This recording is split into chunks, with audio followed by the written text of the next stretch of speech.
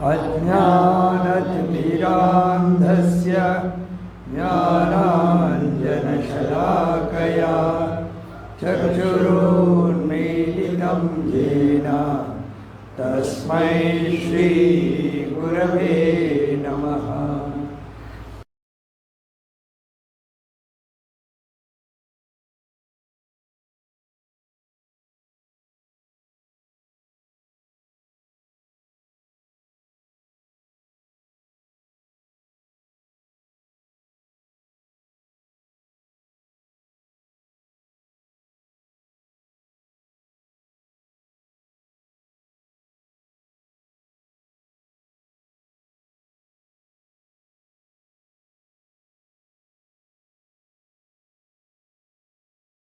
ಸ್ವಾಮಿ ಬ್ರಹ್ಮಾನಂದರು cinema ಮಿಷನ್ನಲ್ಲಿ ಮಂಕುತಿಮ್ಮನ ಕಗ್ಗ ಅವರಿಂದ ಕೂಡ ಪ್ರೇರಿತನಾಗಿ ಯಾಕೆ ನಾನು ಮೊದಲು ಮಾತಾಡ್ತಾ ಇರಲಿಲ್ಲ, ಬರೀ ಕೆಲಸ ಮಾಡ್ತಾಯಿದ್ದೆ, ವಿಷಯ ತಿಳ್ಕೊಳ್ಳೋಣ ಅಂತ.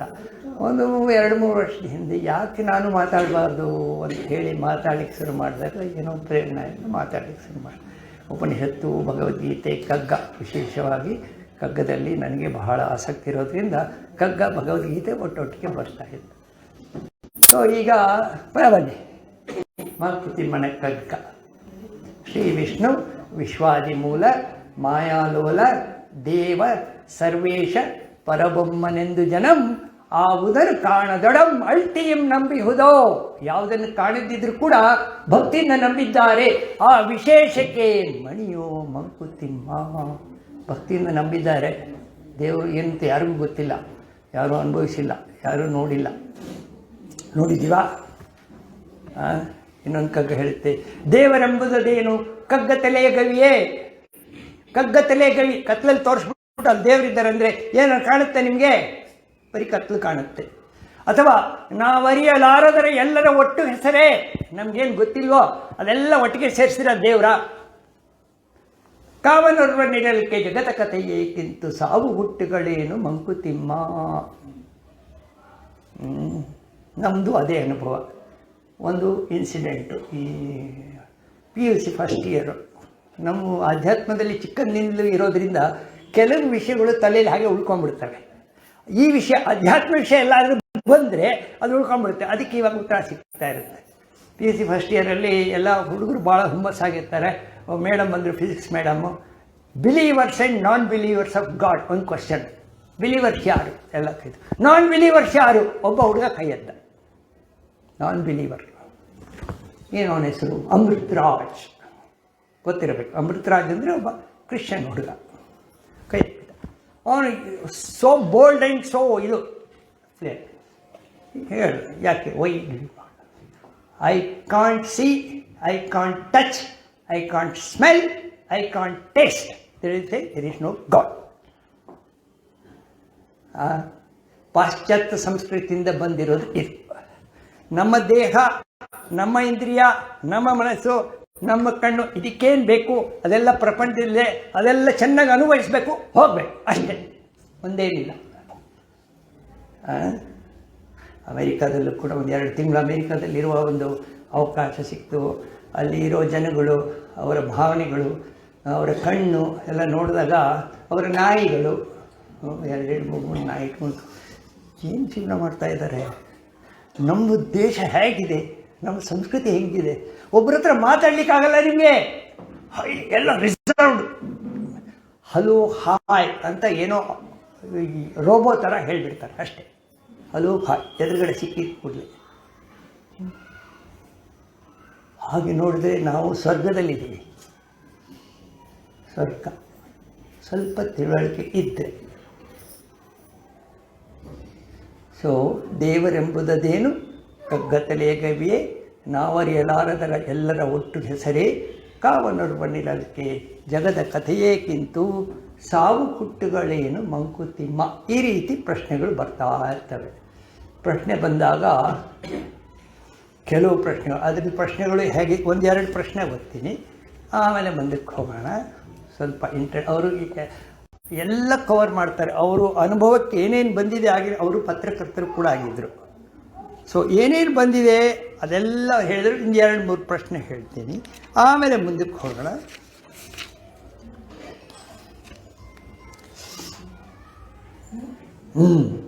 ಏನು ಭೈರವ ಲೀಲೆ ಈ ವಿಶ್ವ ವಿಭ್ರಮಣೆ. ಏನು ಭೈರವ ಲೀಲೆ, ಭೈರವ ಅಂದರೆ ಈಶ್ವರ, ಭೈರವ ಲೀಲೆ ಈ ವಿಶ್ವ ವಿಭ್ರಮಣೆ. ವಿಭ್ರಮಣೆ ಪ್ರಪಂಚ ನಿಂತಿದೆಯಾ? ಎಲ್ಲ ಸುತ್ತಾ ಇದೆ. ಭೈರವ ಲೀಲೆನ ಇದು. ಆಮೇಲೆ ಏನು ಭೂತಗ್ರಾಮ ನರ್ತನ ಉನ್ಮಾದ. ಭೂತಗ್ರಾಮ ಅಂದ್ರೇನು? ಪಂಚಭೂತಗಳು, ಪಂಚಭೂತಗಳ ಗ್ರಾಮ. ನರ್ತನ ಉನ್ಮಾದ ನರ್ತನ, ಪಂಚಭೂತಗಳು ಉನ್ಮಾದ ನರ್ತನ ಯಾರು? ನಮ್ಮ ಮೂಲಕ ಆಗ್ತಾ ಇರೋದು. ಆಮೇಲೆ ಸಡನ್ನಾಗಿ ಮೇಲೆ ಹೋಗ್ತಾರೆ. ಏನು ಅಗ್ನಿಗೋಳಗಳು, ಏನು ಅಂತರಾಳಗಳು, ಏನು ವಿಸ್ಮಯ ಸೃಷ್ಟಿ. ಏನು ಅಗ್ನಿಗೋಳಗಳು, ಏನು ಅಗ್ನಿಗೋಳಗಳು? ನಮಗೆ ಗೊತ್ತಿರೋದು ಒಂದು ಗೋಳ, ಸೂರ್ಯ. ಆ ಥರದ್ದು ಎಷ್ಟು ಗೋಳಗಳಿದೆ ಗೊತ್ತಾ? ಮಿಲ್ಕಿ ವೇಸ್, ಎಷ್ಟೋ ಸೂರ್ಯಮಂಡಲಗಳಿದ್ದಾವೆ. ಏನು ಅಗ್ನಿ. ಆಮೇಲೆ ಇವುಗಳಿಗೆ ಮಧ್ಯೆ ಅಂತರ, ಡಿಸ್ಟೆನ್ಸ್ ಎಷ್ಟಿದೆ ಗೊತ್ತಾ? ಏನು ವಿಸ್ಮಯ ಸೃಷ್ಟಿ ಮಂಕುತಿಮ್ಮ. ನಾವು ನಿದ್ದೆ ಮಾಡ್ತೀವಿ, ನಾವು ರೆಸ್ಟಲ್ಲಿದ್ದೀವಿ ಅಂತ ಹೇಳ್ತೀವಿ. ರೆಸ್ಟ್, ಈಗ ಯಾವುದೋ ಒಂದು ತಗೊಂಡು ಇಟ್ ಈಸ್ ಇನ್ ರೆಸ್ಟ್ ಅಂತ ಹೇಳ್ತೀವಿ. ಆದರೆ ನಿಜವಾಗಿ ಯಾವುದು ರೆಸ್ಟಲ್ಲಿ ಇಲ್ಲ. ಟೇರಿಬಲ್ ಆಕ್ಟಿವಿಟಿ ಆಗ್ತಾ ಇದೆ. ನಾವು ನಿದ್ದೆ ಮಾಡ್ತಾ ಇದ್ದಾಗ ನಮ್ಮ ಬಾಡಿಲಿ ಎಷ್ಟು ಕೆಲಸ ಆಗ್ತಾ ಇದೆ ಗೊತ್ತಾ ನಿಮಗೆ? ವಾಲಂಟ್ರಿ ಇನ್ವಾಲಂಟ್ರಿ ಫಂಕ್ಷನ್ಸ್ ಎಲ್ಲ ಒಳಗಡೆ ಆಗ್ತಾ ಇದೆ. ಆಮೇಲೆ ಇದು ಒಳಗಡೆ. ಹೊರಗಡೆ ನೋಡಿ, ನಮ್ಮ ಭೂಮಿ ಕಕ್ಷೆಯ ಸುತ್ತ ನಿಮ್ಮ ಪರಿಧಿಲಿ ಹೋಗಿ ನಿಂತ್ಕೊಂಡ್ರೆ 16,000 ಕಿಲೋಮೀಟರ್ ಪರ್ ಅವರ್ ಸುತ್ತಾ ಇದೆ. 16,000 ಕಿಲೋಮೀಟರ್ ಪರ್ ಅವರ್ ಭೂಮಿ ಸ್ಪೀಡು ಸುತ್ತಾ ಇರೋದು. ಆಮೇಲೆ ಈ ಭೂಮಿ ಸೂರ್ಯನ ಸುತ್ತ 1,07,000 ಕಿಲೋಮೀಟರ್ ಪರ್ ಅವರ್ ಓಡ್ತಾ ಇದೆ. ಅದು ಒಂದು ಸುತ್ತು ಓಡಿದಾಗ ನಿಮಗೊಂದು ವರ್ಷ ಆಗೋದು.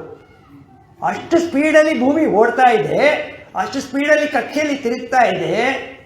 ಆಮೇಲೆ ಇನ್ನೇನಿದೆ? Electromagnetic field. ಭೂಮಿಯ ಸುತ್ತಳತೆ 46,000 ಕಿಲೋಮೀಟರ್. ಅದರ 10 ಪಟ್ಟು ಎಲೆಕ್ಟ್ರೋಮ್ಯಾಗ್ನೆಟಿಕ್ ಫೀಲ್ಡ್ ಇದೆ. ಅದು ನಮ್ಮನ್ನು ಸೂರ್ಯನಿಂದ ಬರುವ ಯಾವುದೇ ತೊಂದರೆಗಳನ್ನು ಅದರಲ್ಲಿ ಪ್ರೊಟೆಕ್ಟ್ ಮಾಡಿ, ಕವಚ. ಎಲೆಕ್ಟ್ರೋಮ್ಯಾಗ್ನೆಟಿಕ್ ಫೀಲ್ಡ್ ಸೂರ್ಯನ ಎದುರಿಗೆ ಬಂದಾಗ, ಸೂರ್ಯ ನಮಗೆ ಡೈರೆಕ್ಟಾಗಿ ಎದುರಿಗೆ ಬಂದಾಗ ಈ ಫೀಲ್ಡ್ ಕಡಿಮೆ ಆಗುತ್ತೆ, 5-6 ಟೈಮ್ಸ್ ಇರುತ್ತೆ. ಈ ಕಡೆ ಬಂದಾಗ 50 ಟೈಮ್ಸ್ ಹೋಗುತ್ತೆ. ಇಷ್ಟೆಲ್ಲ ವಿಷಯಗಳಿದೆ. ನಾವೇನು ಹೇಳೋದು? I am a self made man, what can I do for you? ಇವನು ಹೇಳೋದು ಯಾರು? ಪುಟ್ಟು.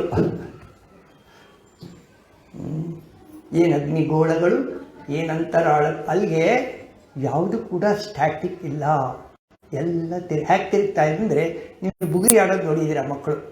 ಬುಗುರಿ ಆಡೋವಾಗ ಬುಗುರಿ ನಿದ್ದೆ ಮಾಡ್ತಾ ಇದೆ ಅಂತ ಹೇಳ್ತೀರಿ. ಬುಗುರಿ ಟಾಪು ನಿಂತಂಗೆ ಕಾಣುತ್ತೆ, ಆದರೆ ಬುಗುರಿ. ಸೊ ನಾವು ನಿದ್ದೆಯಲ್ಲಿ ಕೂಡ we are under going the same experience.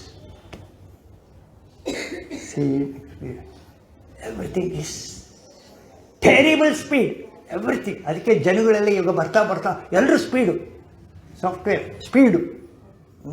ಅವನ ಟೀಮ್ ಲೀಡರ್ ಇವನು ಸ್ಪೀಡ್ ಇಲ್ಲ ಅಂದರೆ ಅವ್ನು ಬಿತ್ತಾಕ್ಬಿಡ್ತಾನೆ. ಅವ್ನು ಸ್ಪೀಡ್ ಇಲ್ಲ, ಇವನು ಹೋದ. ಸ್ಪೀಡ್ ಬೇಕಾಗಿಲ್ಲ. ಯಾಕೆ ಬೇಕು? ನಿಮ್ಮ ಆನಂದ, ನಿಮ್ಮ ಸಂತೋಷ ನಿದ್ದೆಯಲ್ಲಿ ಆರಾಮಾಗಿ ನಿದ್ದೆ ಸಿಕ್ಕವಾಗ ಸ್ಪೀಡ್ ಯಾಕೆ ಬೇಕು? ಯಾಕೆ ಬೇಕಂದರೆ ಬೇರೆಯವ್ರ ಥರ ನಾನು ರ್ಯಾಟ್ ರೇಸ್ ಅಲ್ಲಿ ಪಾಲ್ಗೊಳ್ತಾ ಇದ್ದೀನಿ, ಅವರಿಲ್ಲ ಅಂದರೆ ನಾನು ಇಲ್ಲ. ಇದು ಬೇಕಾ? ಅಲ್ಲ, ನಾವು ಯೋಚನೆ ಮಾಡಬೇಕು. ಯಾಕಂದರೆ ಪ್ರಪಂಚ ಇರೋದೇ ಹಾಗೆ. ನಾವೇನಾದರೂ ಒಬ್ಬರು ಈ ಥರ ಯೋಚನೆ ಮಾಡಿದರೆ ನಮ್ಮ ಸಂತೋಷ, it is right under your foot. Happiness is right under your foot. ಆದರೆ ಚಿನ್ಮಯಾನಂದರು ಹೇಳ್ದಂಗೆ you live like a helpless beggar. ಅದು ಬೇಕು, ಅದು ಬೇಕು, ಅದು ಬೇಕು, ಅದು ಬೇಕು, ಅದು ಬೇಕು, ಅದು ಬೇಕು, ಇನ್ನು ಬೇಕು. ಸೊ ಇದು ಎಲ್ಲರಿಗೂ ಬಂದ್ಬಿಟ್ಟಿದೆ, ಯಾರ್ದು ತಪ್ಪಿಲ್ಲ. ಪ್ರಕೃತಿ ಕೂಡ ನಮ್ಮ ಜೊತೆನೇ ಇದೆ, ಅದು ಈ ಥರ ಕೆಲಸಗಳು ಮಾಡ್ತಾನೇ ಇದೆ. ನಾವೇನು ಮಾಡ್ಬೋದು? ಈಗ ನಾನೊಂದು ಟೆರಿಬಲ್ ಸ್ಪೀಡ್ ಅಂದೆ, ಟೆರಿಬಲ್ ಆ್ಯಕ್ಟಿವಿಟಿ ಅಂದೆ. ಈ ಟೆರಿಬಲ್ ಆ್ಯಕ್ಟಿವಿಟಿ ಯಾವಾಗ ಕಡಿಮೆ ಇರುತ್ತೆ ಅಂತ ಹೇಳಿ ನೋಡೋಣ. ಯಾರಾದರೂ ಜಸ್ಟ್ ಟೆರಿಬಲ್ ಆ್ಯಕ್ಟಿವಿಟಿ ಯಾವಾಗ ಕಡಿಮೆ ಆಗುತ್ತೆ? ಆಂಬಿಷನ್ ಬೇಡ, desire ಬೇಡ. ಆಂಬಿಷನ್ ಬೇಡ. ಆಕಾಂಕ್ಷೆಗಳು ಕಡಿಮೆ ಆದಾಗ, ಸ್ಪೀಡ್ ಕಡಿಮೆ ಆದಾಗ ಸ್ಪೀಡ್ ಕಡಿಮೆ ಆಗಬೇಕಾದ್ರೆ ನಿಮ್ಮಲ್ಲಿ ಯಾವ ಗುಣಗಳು ಪ್ರಿಡಾಮಿನೆಂಟ್ ಆಗಿದ್ದಾವೆ ಅಂತ ನೀವು ನೋಡ್ಕೋಬೇಕು. ನೀವು ಸಾತ್ವಿಕರಾಗಿದ್ದೀರಾ, ರಾಜಸಿಕರಾಗಿದ್ದೀರಾ, ತಾಮಸಿಕರ. ಸಾಯಂಕಾಲ ಆದ ಕೂಡಲೇ ಗೋಬಿ ಮಂಚೂರಿಗೆ ಹೋಗ್ಬೇಕು, ಅಲ್ಲಿ ಹೋಗ್ಬೇಕು, ಇಲ್ಲ, ರಜೋಗುಣ ಬಿಡಲ್ಲ. ಗೋಬಿ ಮಂಚೂರಿ ತಿಂದರೆ ಸತ್ವಗುಣ ಹೇಗೆ ಬರುತ್ತೆ? ಹಳೇದು ಪಳೇದು ಎಲ್ಲ ಇರುತ್ತೆ ಅಲ್ಲಿ. ಆ ಸ್ಮೆಲ್ ನಮ್ಮನ್ನೇ ಅಟ್ರ್ಯಾಕ್ಟ್ ಮಾಡುತ್ತೆ. ಅದು ಹೊಟ್ಟೆ ಒಳಗೆ ಹೋದ್ಮೇಲೆ ಹೊಟ್ಟೆನೂ ತಳಮಳ, ಮೈಂಡು ತಳಮಳ, ಇಂಬ್ಯಾಲೆನ್ಸ್. ಸೊ ಎಲ್ಲರಲ್ಲೂ ಎಲ್ಲ ಗುಣಗಳು ಡಿಫರೆಂಟ್ ಪ್ರಪೋರ್ಷನ್ಸಲ್ಲಿದ್ದಾವೆ. ಪೂರ ಬರೀ ಸತ್ವದವರಿಲ್ಲ, ಬರೀ ರಜಗುಣದವರಿಲ್ಲ, ಬರೀ ತಮಗುಣದವರು ಇಲ್ಲ. ಇಲ್ಲಿ ಕೂತಿರೋನು ಕೂಡ ಸತ್ವ ರಜಸ್ ತಮಸ್ಸಿದ್ರೆ ಕಾಂಬಿನೇಷನ್ ಯಾವುದೋ ಒಂದು ಪ್ರಪೋರ್ಷನಲ್ಲಿ ಇರ್ತೀನಿ ನಾನು ಕೂಡ. ಆದರೆ ಯಾರೋ ಗುರುಗಳ ಅಥವಾ ಅವರಿನ ಪ್ರೇರಣೆಯಿಂದ ಒಳಪಟ್ಟು ಮೆತ್ತಿಗೆ ಇದೆಲ್ಲ ಸರಿ ಇಲ್ಲ, ಇದೆಲ್ಲ ಉಪಯೋಗ ಇಲ್ಲ, ನನಗೇನೋ ಬೇಕಾಗಿದ್ದು ಬೇರೆ ಏನೋ ಇದೆ, ನಾನು ಸುಮ್ಮನೆ ಕೂತ್ಕೊಂಡ್ರು ನಾನು ಸಂತೋಷವಾಗಿರಬಲ್ಲೆ. ನೋಡೋಣ, 2 ನಿಮಿಷ ಯಾರಾದರೂ ಸುಮ್ಮನೆ ಯಾವ ಆಲೋಚನೆ ಇಲ್ಲದೆ ಕೂತ್ಕೊಳ್ಳೋಕ್ಕೆ ಟ್ರೈ ಮಾಡಿ. 2 ನಿಮಿಷ ಕೂತ್ಕೊಳ್ಳಿ, ಯಾವ ಆಲೋಚನೆ ಇಲ್ಲದೇನೆ. ಸಾಧ್ಯ ಇಲ್ಲ. ಯಾಕೆ ಸಾಧ್ಯ ಇಲ್ಲ? ಒಳಗಡೆಯಿಂದ ಅಷ್ಟು ಫೋರ್ಸ್ ಆಗಿ ನಮ್ಮನ್ನ ಪ್ರಮಾತಿ ಬಲವದೃಢಂ. ಭಗವಂತ ಹೇಳ್ತಾನೆ, ಶ್ರೀಕೃಷ್ಣ, ಕಾಮ ಏಷ ಕ್ರೋಧ ಏಷ ರಜೋಗುಣ ಸಮುದ್ಭವ. ಕಾಮ ಕ್ರೋಧ, ನನಗದು ಬೇಕು, ಅದು ಬರಲಿಲ್ಲ ಅಂದರೆ ಕೋಪ, ನಾನು ಅಂದ್ಕೊಂಡಾಗ ಆಗಬೇಕು, ಆಗಲಿಲ್ಲ ಅಂದರೆ ಕೋಪ, ರಜೋಗುಣ. ಇದು ನಮ್ಮ ನಾಶಕ್ಕೆ ಕಾರಣ. ಸೊ ರಜಗುಣವನ್ನು ಬಿಟ್ಟು ಸತ್ವಗುಣಕ್ಕೆ ಬಂದಾಗ ನನಗದು ಬೇಡ, ನನಗೆ ಯಾವ ಡಿಸೈರು ಇಲ್ಲ, ನಾನು ನಿದ್ದೆಯಲ್ಲಿದ್ದಷ್ಟೇ ಆರಾಮಾಗಿ ಈಗಲೂ ಹಗಲೊತ್ತು ಇರಬಲ್ಲೆ. ಇದಕ್ಕೇನು ದಾರಿ? ರಜೋಗುಣದಿಂದ ತಮಗುಣ ಬಿಡಿ, ಅವ್ರನ್ನ ಇಂಪ್ರೂವ್ ಮಾಡೋಕ್ಕಾಗಲ್ಲ, ಅವ್ರನ್ನ ಇಂಪ್ರೂವ್ ಮಾಡೋದು. ನಾವು ರಜೋಗುಣ ಸತ್ವಗುಣ ಮಿಕ್ಸ್ ಇದ್ದೀವಿ, ಆಗಾಗ ಡಿಸ್ಟರ್ಬ್ ಆಗ್ತೀವಿ, ಆಗಾಗ ತೊಂದರೆ, ಆಗಾಗ ನಿದ್ದೆ ಬರಲ್ಲ, ಏನೇನೋ ತಲೆಗಳಲ್ಲಿ ಟ್ಯಾಬ್ಲೆಟ್ ತೊಗೋತೀವಿ, ಏನೋ ಮಾಡ್ತೀವಿ. ಈಗ ನಾವು ರಜೋಗುಣದಿಂದ ಸತ್ವಗುಣಕ್ಕೆ ಬರಬೇಕು. ಏನು ಮಾಡಬೇಕು? ರಜೋಗುಣದಿಂದ ಸತ್ವಗುಣಕ್ಕೆ ಏನು ಮಾರ್ಗ? ಕಡಿಮೆ ಮಾಡ್ಕೋಬೇಕು. ಹೇಗೆ ಮಾಡ್ಕೋಬೇಕು? ಪ್ರಿನ್ಸಿಪಲ್. ಓಕೆ, ತತ್ವ ಹೇಗೆ? ಮೆಡಿಟೇಷನ್ ಮಾಡೋದು. ಮೆಡಿಟೇಷನ್. ಯಾರ ಮೇಲೆ ಮೆಡಿಟೇಷನ್ ಮಾಡೋದು? ಯಾವ ದೇವರು? Venkateshwara. Venkateshwara. Correct, you are right. So ರಜೋಗುಣದಿಂದ ಸತ್ವಗುಣಕ್ಕೆ ಕಡಿಮೆ ಮಾಡಬೇಕಾದ್ರೆ ಕಗ್ಗ ಹೇಳುತ್ತೆ, ದೇವ ಮಂದಿರ ಭಜನೆ ಪೂಜೆ ಪ್ರಸಾದಗಳು ಜೀವನದ ಅಲಂಕಾರ ಮನಸ್ಸಿನುದ್ಧಾರ. ದೇವ ಮಂದಿರ, ಭಜನೆ, ಪೂಜೆ, ಪ್ರಸಾದ ಇವೆಲ್ಲ ಏನಂದರೆ ಜೀವನದ ಅಲಂಕಾರ. ಇದರಿಂದ ಏನಾಗುತ್ತೆ? ಮನಸ್ಸಿನ ಉದ್ಧಾರ, ಮನಸ್ಸು ಉದ್ಧಾರ ಆಗುತ್ತೆ. ಭಾವವಂ ಕ್ಷುಲ್ಲ ಜಗದಿನ್ ಬಿಡಿಸಿ ಮೇಲೈವುದು. ಭಾವ ಅಂದರೆ ಮನಸ್ಸು. ಮನಸ್ಸನ್ನು ಕ್ಷುಲ್ಲ ಜಗತ್ತಿನಿಂದ ಬಿಡಿಸಿ ಮೇಲೆ ತಗೊಂಡು ಹೋಗೋದು ಯಾವುದಾದರೂ ಒಳಿತು. ದೇವ ಮಂದಿರ ಆಗ್ಬೋದು, ಭಜನೆ ಆಗ್ಬೋದು, ಪೂಜೆ ಆಗ್ಬೋದು, ಪ್ರಸಾದ, ಇಂಥದ್ದಂತಿಲ್ಲ, ಯಾವ್ದು ಬೇಕಾದ್ರೂ ಆಗ್ಬೋದು.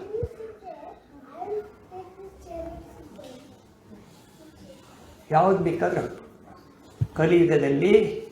ಕಲಿಯುಗದಲ್ಲಿ ಬಹಳ ಸುಲಭ ನಾಮ ಜಪ. ನಾಮ ಜಪ ಕೇಳಿದ್ದೀರಾ? ಸದಾ ಎನ್ನ ಹೃದಯದಲ್ಲಿ ವಾಸ ಮಾಡು ಶ್ರೀಹರಿ. ಹೇಗೆ ವಾಸ ಮಾಡ್ತಾನೆ? ಶ್ರೀಹರಿ ವಾಸ ಮಾಡಬೇಕಾದ್ರೆ ನಾವೇನು ಮಾಡಬೇಕು? ನಾವು ಕೇಳ್ಕೊಳ್ಬೇಕು. ಯಾರನ್ನು ಕೇಳ್ಕೊಳ್ತು? ಭಗವಂತನ್ನೇ ಕೇಳಿ. ನಮ್ಗೆ ಬೇರೆ ದಾರಿ ಇಲ್ಲ. ಪಕ್ಕದ ಮನೆಯವರು ಹೆಲ್ಪ್ ಮಾಡಲ್ಲ, ನಮ್ಮ ಜೊತೆಗಿರೋರು, ನಮ್ಮ ಹೆಂಡತಿ ಗಂಡ ಯಾರು ಹೆಲ್ಪ್ ಮಾಡಲ್ಲ. ನಾವೇನು ಮಾಡಬೇಕು? ದೇವ್ರನ್ನ. ಹೇಗೆ ದೇವ್ರನ್ನ ಕೇಳಬೇಕು? ಕಗ್ಗ ಹೇಳುತ್ತೆ, ಆಶೆಗಳ ಕೆಣಕದಿರು, ಪಾಶಗಳ ಬಿಗಿಯದಿರು, ಕ್ಲೇಶದ ಪರೀಕ್ಷೆಗಳಿಗೆ ಎನ್ನ ಕರೆಯದಿರು, ಬೇಸರದ ಪಾತಕ ಸ್ಮೃತಿಯ ಚುಚ್ಚದಿರು ಎನ್ನುತ್ತಾ ಈಶನನ್ನು ಬೇಡುತ್ತಿರೋ ಮಂಕುತಿಮ್ಮ.